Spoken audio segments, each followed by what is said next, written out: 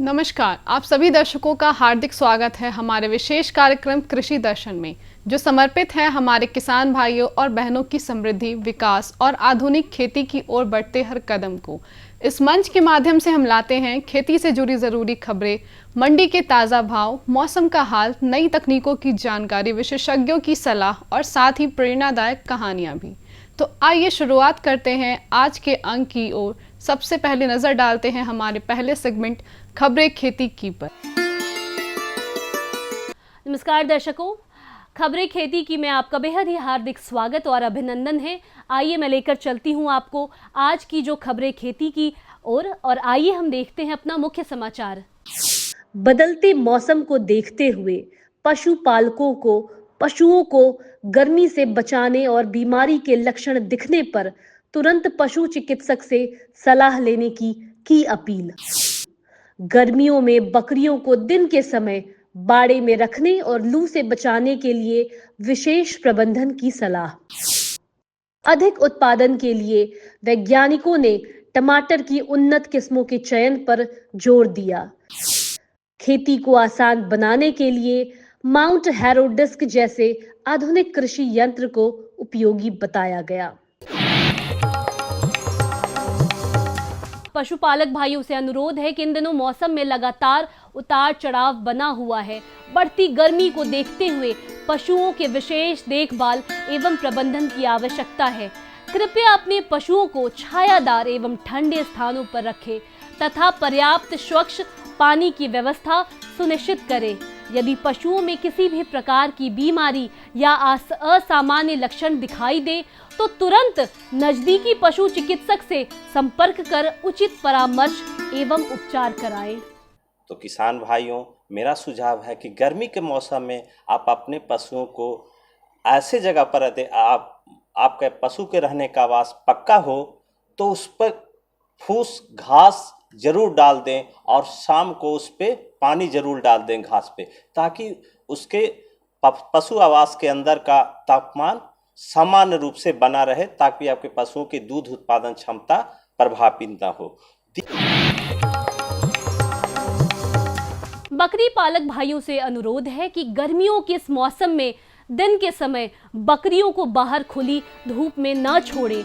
तेज गर्मी और लू के कारण बकरियों के बीमार होने की संभावना बढ़ जाती है, इसलिए उन्हें दिन में बाड़े या छायादार स्थान पर ही रखें तथा स्वच्छ पानी की पर्याप्त व्यवस्था करें। यदि किसी बकरी में लू लगने या अस्वस्थ होने के लक्षण दिखाई दे तो तुरंत नजदीकी पशु चिकित्सक से संपर्क कर उचित सलाह एवं उपचार कराएं। किसान भाइयों, यदि आप आधुनिक एवं वैज्ञानिक तरीके से खेती करना चाहते हैं तो किसी भी फसल की बुआई से पहले उन्नत प्रभेदों यानी कि वैरायटी का चयन अवश्य करें। सही प्रभेद के चयन से फसलों की उत्पादन क्षमता एवं गुणवत्ता दोनों में वृद्धि होती है। टमाटर की उन्नत किस्मों में आर्यन, सौरभ तथा सिजेंटा कंपनियों का गुलशन प्रभेद किसानों के बीच बेहतर उत्पादन के लिए काफी लोकप्रिय माना जा रहा है। हम लोग एक जिला एक उत्पाद के तहत टमाटर लेकर के आए हैं। उसके कई सारे प्रभेद हैं और एक गुलशन प्रभेद है जिसका कि किसान के द्वारा रजिस्ट्रेशन कराया गया है। आर्यन है, सौरभ है और सनग्रो का सिंजेंटा की जो हाइब्रिड प्रजाति की टमाटर है उसको आप इस मौसम में भी लगा सकते हैं। अभी तो फल निकलने लगा है तो उसको किसान लोग अभी लगा सकते हैं। सफलता की इस प्रेरणादायक कड़ी में आज हम आपको मिलवा रहे हैं पटना जिले के ग्राम वादीपुर के प्रगतिशील किसान श्री मधुरेंद्र नारायण आर्य जी से। इन्होंने पशुपालन व्यवसाय को आगे बढ़ाते हुए बकरी पालन को अपनाया और आज इस कार्य से लागत से लगभग दोगुना मुनाफा प्राप्त कर रहे हैं। इनका मानना है कि युवाओं को केवल नौकरी पर निर्भर नहीं रहना चाहिए, बल्कि खेती, पशुपालन और अन्य व्यवसायों के माध्यम से भी बेहतर आमदनी अर्जित की जा सकती है। आधुनिक खेती के इस दौर में किसान ही नहीं बल्कि वैज्ञानिक भी कृषि को आसान और अधिक लाभकारी बनाने के लिए लगातार नए शोध और तकनीकों पर कार्य कर रहे हैं। इन्हीं उपयोगी कृषि यंत्रों में एक महत्वपूर्ण यंत्र है माउंट हैरो डिस्क। इस यंत्र की सहायता से खेत की पथरीली एवं कठोर भूमि को भुरभुरा बनाया जाता है, जिससे मिट्टी खेती योग्य बनती है और बुआई का जो कार्य है यह अधिक सरल और प्रभावी हो जाता है। आइए अब रुख करते हैं पटना अनाज मंडी का, जहां जानते हैं गेहूं और चावल के ताजा बाजार भाव। लोकल गेहूं 4,000 रुपये प्रति क्विंटल, शरबती गेहूं 4,500 रुपये प्रति क्विंटल, एमपी गेहूं 4,300 रुपये प्रति क्विंटल, उसना चावल 7,000 रुपये प्रति क्विंटल, सोनम चावल 7,500 रुपये प्रति क्विंटल, सुपर चावल 8,000 रुपये प्रति क्विंटल, अरवा सुपर बासमती चावल 11,000 रुपये प्रति क्विंटल। आज पटना सहित बिहार के अधिकांश हिस्सों में मौसम सामान्य रहने की संभावना है। दिन के समय हल्की गर्मी महसूस होगी, जबकि सुबह और शाम के समय मौसम सुहावना बना रहेगा। अधिक तापमान 34 से 36 डिग्री सेल्सियस के बीच और न्यूनतम तापमान 24 से 26 डिग्री सेल्सियस के आसपास रहने का अनुमान है। आसमान सामान्यतः साफ रहेगा, हालांकि कुछ क्षेत्रों में हल्के बादल छाए रह सकते हैं। तो ये थी आज की प्रमुख खेतीबाड़ी से जुड़ी खबरें, मंडियों के ताज़ा भाव और मौसम का पूर्वानुमान। साथ ही हमने जानी कुछ नई तकनीकें और मशीनें जिनसे खेती और पशुपालन को और अधिक सशक्त और लाभकारी बनाया जा सकता है। और हाँ, हमें मिली एक किसान की प्रेरणादायक सफलता की कहानी भी, जिसने साबित किया कि परंपरागत खेती भी अगर सही तरीके से की जाए तो बेहतर मुनाफा और पहचान दोनों मिल सकते हैं। अब समय है हमारे अगले सेगमेंट का, जिसमें हम जुड़ेंगे एक और महत्वपूर्ण जानकारी के साथ। यह विषय न सिर्फ खेती किसानी से जुड़े लोगों के लिए महत्वपूर्ण है, बल्कि इससे जुड़ी बातें आने वाले समय में नए अवसरों के द्वार भी खोल सकती है। तो आइए विस्तार से समझते हैं इस विषय को हमारे विशेषज्ञ के माध्यम से। नमस्कार दर्शकों, मैं डॉक्टर अर्पिता स्नेह आप सभी का बहुत बहुत स्वागत करती हूँ। आर्थिक समृद्धि के उद्देश्य को समर्पित हमारे लोकप्रिय कार्यक्रम कृषि दर्शन में। जी हाँ, तो देखिए, हम सभी जानते हैं कि गेहूं की कटाई के बाद हमारे खेत खलिहान खाली रह जाते हैं। तो क्या हमारे पास किसी ऐसे फसल का विकल्प है जो कम समय में और कम पानी में ना ही आपकी आमदनी को बढ़ाते हैं, बल्कि हमारी मिट्टी की उर्वरक को भी तेज करते हैं? जी हाँ, तो आज हम बात करेंगे गर्मा मूंग की खेती के बारे में। तो इसी विषय से आज जुड़े हैं हम, और हमारे साथ जुड़ी हैं कृषि विशेषज्ञ डॉक्टर धर्मशीला ठाकुर जी, जो कि सहायक प्राध्यापक हैं नालंदा उद्यान महाविद्यालय नूरसराय में। मैडम, आपका बहुत बहुत स्वागत है हमारे इस कार्यक्रम में। धन्यवाद अर्पिता जी। जी, और देखिए, सबसे पहले तो हम आपसे यह जानना चाहेंगे कि जो गर्मा मूंग की जो बुआई होती है, उसकी बुआई के लिए जो सबसे उपयुक्त समय है, वो समय क्या है? नमस्ते किसान भाइयों, जैसा कि अर्पिता जी ने भी पूछा कि गर्मा मूंग के लिए सबसे उपयुक्त समय क्या है, तो मैं आपको बताना चाहती हूँ कि गर्मा मूंग के लिए समय का चुनाव बहुत ही उपयुक्त होना चाहिए। इसकी जो बुआई करनी चाहिए हमें, वो 15 मार्च से 15 अप्रैल के बीच कर देनी चाहिए। अगर कोई किसान बंधु इससे ज़्यादा देरी करते हैं तो ऐसा होता है कि जब इसका फलन मई के लास्ट और जून में आता है, उस समय मई और जून में काफ़ी टेम्परेचर होता है, काफ़ी तापमान होता है। 40 से 45 डिग्री तापमान में जो फल होते हैं और वो जो फूल होते हैं, वो फूल झड़ जाते हैं और फलों में दाने नहीं लगते हैं। और साथ ही उस जून के आखिरी हफ्ते में मानसून की बारिश भी आ जाती है, और उस समय अगर फल पकते हैं तो हमारे फसल को काफ़ी नुकसान पहुंचा सकता है। तो इसलिए हमें समय पर बुआई करना बहुत ज़रूरी है गर्मा मूंग में। जी हाँ, देखिए, हमने अपने विशेषज्ञ से जाना कि जो उपयुक्त समय होता है वो क्या होता है। मैडम ने बेहद ही संजीदगी से बताया जो पर्याप्त समय है, उपयुक्त समय है। अब हम आपसे यह जानना चाहेंगे कि हमारे जो किसान भाई हैं, हमारे यह जो कार्यक्रम देख रहे हैं, वो किस तरीके से अपने खेतों को गर्मा मूंग की खेती के लिए तैयार कर सकते हैं? क्या उनका जो प्रेपरेशन है, वो किस तरह से होगा? अर्पिता जी, आपने बहुत अच्छा सवाल पूछा। गर्मा मूंग की जो हम खेती करते हैं वो रबी फसल के बाद करते हैं। तो रबी फसल की कटाई के बाद हमें एक गहरी जुताई खेत की कर देनी चाहिए। खेत की जुताई करने के बाद उसमें पलेवा करें, यानी सिंचाई कर दें।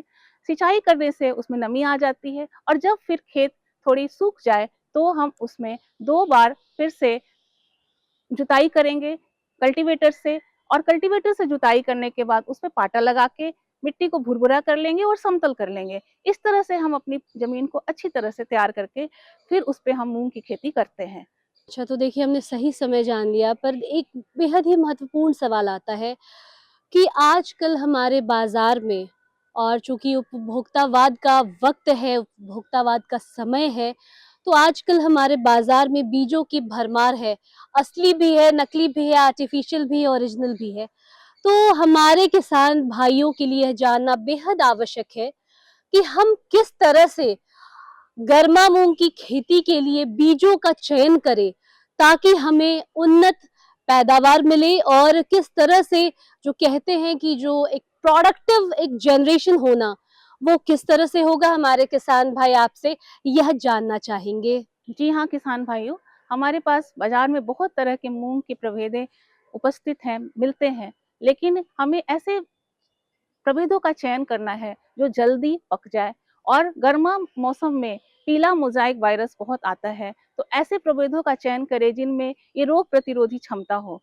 तो आज मैं आपको 4 ऐसे मुख्य प्रभेदों के बारे में बताऊंगी जो उन्नतशील हैं। पहला है विराट। ये जो प्रभेद है इस बहुत ही उन्नतशील है, अच्छी उपज देता है और ये 52 से 55 दिन में ही पक के तैयार होता है, इसलिए ये गर्मा फसल के लिए बहुत ही उपयुक्त है। दूसरा जो फसल है वो है शिखर, और शिखर जो फसल है ये पीला मोजाइक वायरस जो होता है इसके इस फसल में नहीं लगते हैं।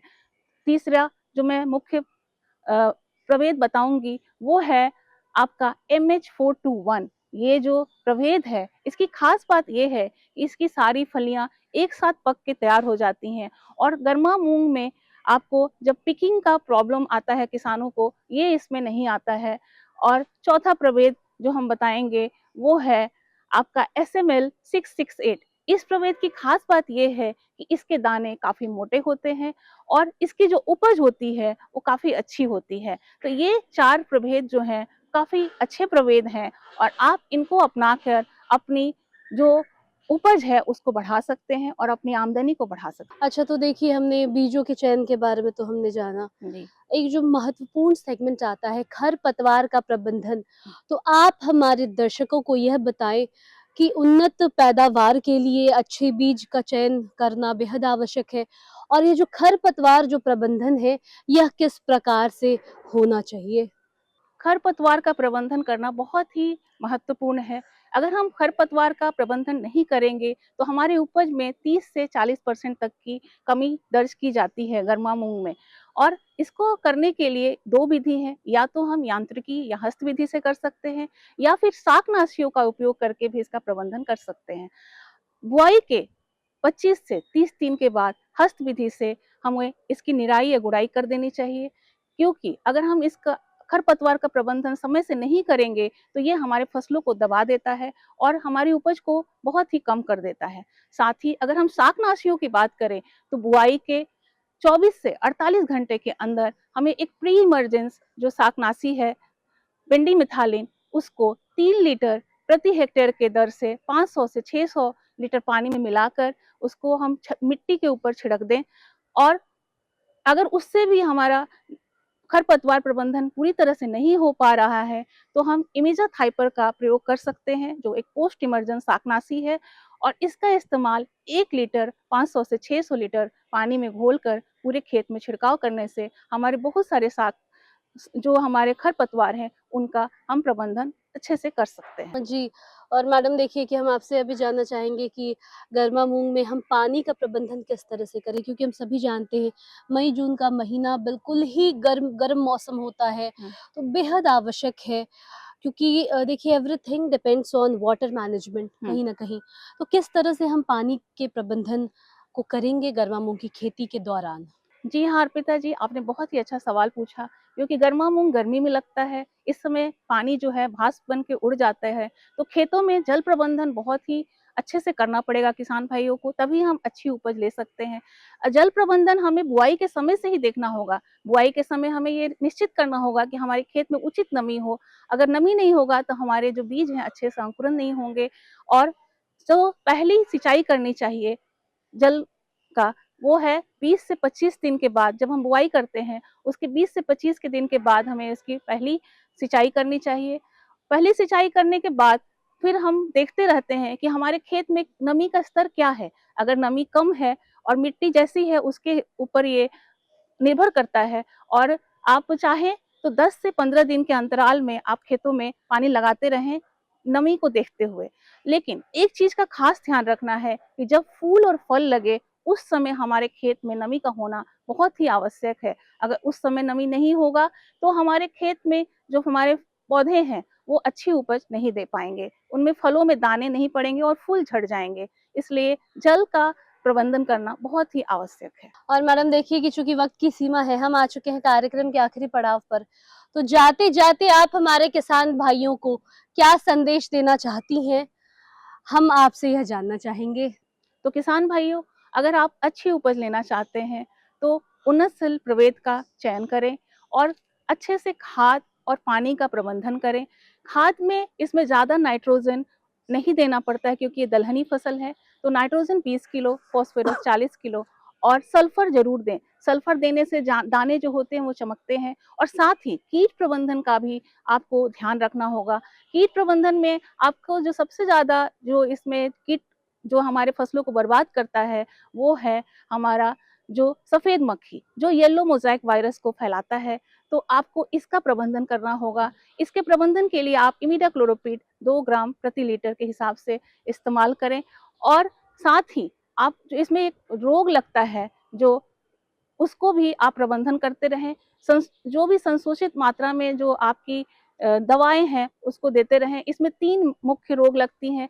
एक है पीला मोज़ेक, दूसरी है पाउडरी मिल्ड्यू और तीसरा है सर्कोस्पोरा लीफ स्पॉट। इन 2 जो हैं इसमें फफूंद जनित हैं और एक जो है वो वायरस जनित है। तो वायरस जनित के लिए आपको इसका जो वाहक है वो सफ़ेद मक्खी है, उसको मानना होगा।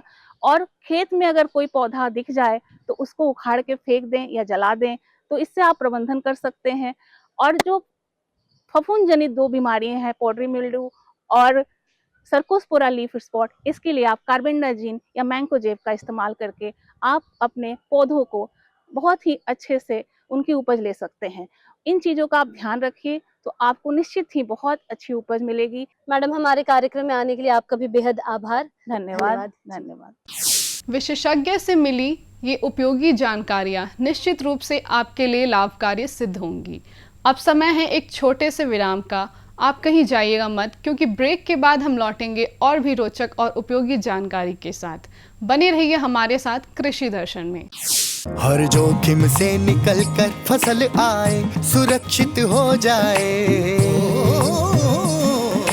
फसल बीमा से हर किसान अब आत्मनिर्भर हो जाए। अब सूखा पड़े या बाढ़ आ जाए, कोई डर नहीं। अब ओले पड़े या कीट पतंगे फसल खा जाए, कोई फिक्र नहीं। अब कैसी भी आपदा हमारी फसल पे आ जाए, क्षति होने पर हमारे दावों का उचित भुगतान मिलता है, क्योंकि हमने लिया है प्रधानमंत्री फसल बीमा। बुआई से फसल कटाई तक हर जोखिम का दावा, न्यूनतम प्रीमियम पर अधिकतम भुगतान का वादा। योजना से हर साल जुड़ रहे हैं 5 करोड़ से ज्यादा किसान। अब आपकी है बारी। नजदीकी कृषि कार्यालय, सहकारी समिति, बैंक शाखा, अधिकृत बीमा कंपनी या जन सेवा केंद्र में स्वेच्छा से करा सकते हैं पंजीकरण। फसल बीमा पोर्टल या फसल बीमा ऐप द्वारा भी किया जा सकता है पंजीकरण। प्रधानमंत्री फसल बीमा योजना, आपकी फसलों का संपूर्ण सुरक्षा कवच। कृषि एवं किसान कल्याण मंत्रालय, भारत सरकार। ब्रेक के बाद एक बार फिर से स्वागत है आपका हमारे खास कार्यक्रम कृषि दर्शन में। अब पेश है हमारा अगला सेगमेंट, एक संक्षिप्त लेकिन ज्ञानवर्धक फीचर फिल्म, जिसमें हम देखेंगे खेती से जुड़ी महत्वपूर्ण विषय पर एक रोचक प्रस्तुति। तो आइए देखते हैं आज की यह विशेष फिल्म। किसानों के चेहरे पर खुशहाली, हर खेत को मिल रहा है पानी। ये है न्यू इंडिया की कहानी। फसलों की भरपूर पैदावार के लिए बीज और खाद के साथ साथ जल एक महत्वपूर्ण कारक है। पानी की बचत न केवल मिट्टी के स्वास्थ्य में सुधार करती है, बल्कि उत्पादकता बढ़ाने और पर्यावरणीय लाभ प्रदान करने में भी मदद करती है। इसके अलावा पानी की उतनी ही मात्रा से लंबे समय तक सिंचाई तथा विस्तारित क्षेत्र में सिंचाई करने में भी मदद मिलती है। इसे ध्यान में रखते हुए माननीय प्रधानमंत्री श्री नरेंद्र मोदी जी के दूरदर्शी नेतृत्व में कृषि एवं किसान कल्याण मंत्रालय ने साल 2015-16 में पर ड्रॉप मोर क्रॉप यानी प्रति बूंद अधिक फसल योजना लागू की थी। पर ड्रॉप मोर क्रॉप पर सरकार का बहुत जोर है और ये समय की मांग भी है। साथियों, माइक्रो इरिगेशन भी इनपुट कॉस्ट कम करने का और ज्यादा प्रोडक्शन का बहुत बड़ा माध्यम है और एक प्रकार से एनवायरनमेंट की भी सेवा है। सूक्ष्म सिंचाई के माध्यम से उपलब्ध जल संसाधनों के उपयोग को इष्टतम किया जा रहा है। इसका उपयोग सटीक सिंचाई और बेहतर ऑन फार्म जल प्रबंधन प्रथाओं को बढ़ावा देने के लिए भी किया जा रहा है। सूक्ष्म सिंचाई का ये तरीका भंडारित जल के संरक्षण और प्रबंधन में भी मददगार है। सूक्ष्म सिंचाई को दो तरीकों से अपनाया जाता है। पहला, ड्रिप इरिगेशन। इस तकनीक में पानी को पौधों की जड़ों पर बूंद बूंद करके पहुंचाया जाता है। इस कार्य के लिए पाइप, नलियां तथा एमीटर का नेटवर्क लगाना पड़ता है। इसे टपक सिंचाई या बूंद बूंद सिंचाई भी कहते हैं। दूसरा तरीका है स्प्रिंकलर इरिगेशन। इस तकनीक में दबाव के तहत पानी का छिड़काव किया जाता है और बारिश के रूप में पाइपों के नेटवर्क से जुड़े नोजल सेट के माध्यम से पौधों पर बरसाया जाता है। योजना के मूल्यांकन से पता चला है कि माइक्रो इरिगेशन से जल उपयोग दक्षता में लगभग 30 से 70% तक सुधार हुआ है। विभिन्न फसलों की उत्पादकता में 9 से 60% तक की वृद्धि हुई है तथा गुणवत्ता भी बढ़ी है। किसानों की आय में 10 से 69% तक की बढ़ोतरी हुई है। पंपिंग में विद्युत ऊर्जा और डीजल की बचत हो रही है। साथ ही इससे ग्रामीण क्षेत्र में रोजगार के अवसर भी उत्पन्न होते हैं। पर ड्रॉप मोर क्रॉप यानी प्रति बूंद अधिक फसल के तहत ड्रिप और स्प्रिंकलर सिस्टम के लिए सरकार छोटे और सीमांत किसानों को 55% और अन्य किसानों के लिए 45% की सहायता प्रदान करती है। इसके अलावा कुछ राज्य सूक्ष्म सिंचाई को प्रोत्साहित करने के लिए किसानों को अतिरिक्त सब्सिडी भी प्रदान करती है। इसे लगाने के लिए एक लाभार्थी को अधिकतम 5 हेक्टेयर क्षेत्र में सूक्ष्म सिंचाई हेतु सहायता मिलती है। पिछले 9 वर्षों में प्रति बूंद अधिक फसल यानी PDMC योजना के माध्यम से सूक्ष्म सिंचाई के तहत लगभग 78 लाख हेक्टेयर क्षेत्र को कवर किया गया है, जो कि 81% से अधिक सूक्ष्म सिंचाई कवरेज है। इसके अलावा सूक्ष्म सिंचाई के कवरेज के विस्तार के लिए नाबार्ड के साथ मिलकर 5,000 करोड़ रुपए की सूक्ष्म सिंचाई कोष यानी MIF बनाया गया है एवं इस कोष को 10,000 करोड़ रुपए तक बढ़ाना प्रस्तावित है। पर ड्रॉप मोर क्रॉप योजना का लाभ पाने हेतु अपने नजदीकी कृषि एवं उद्यान विकास के कार्यालय से संपर्क करें। माननीय प्रधानमंत्री श्री नरेंद्र मोदी जी के मार्गदर्शन में देश का किसान अब आत्मनिर्भर होकर खुशहाली की ओर अग्रसर है। देश अब संकल्प से सिद्धि की ओर बढ़ चला है।